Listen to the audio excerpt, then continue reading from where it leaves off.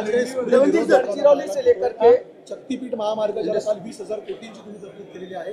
काँग्रेस मोठ्या प्रमाणात विरोध करतो आणि शेतकऱ्यांचाही विरोध आहे असं काँग्रेसचं म्हणणं आहे. काँग्रेस पहिल्या दिवशीपासून सगळ्याच विकास कामांना विरोध करताय.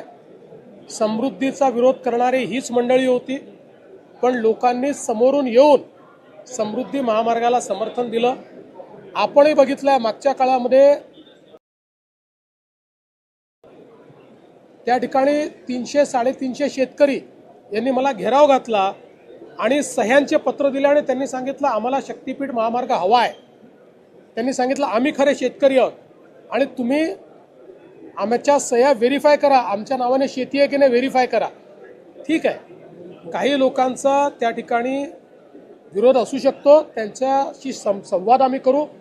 कालच उपमुख्यमंत्री महोदयांनी सांगितलेलं आहे की आम्हाला संवादाने हे करायचं आहे, आम्ही संवाद करू, पण राजकीय विरोध जे करतील त्यांना मात्र आम्ही बधणार नाही.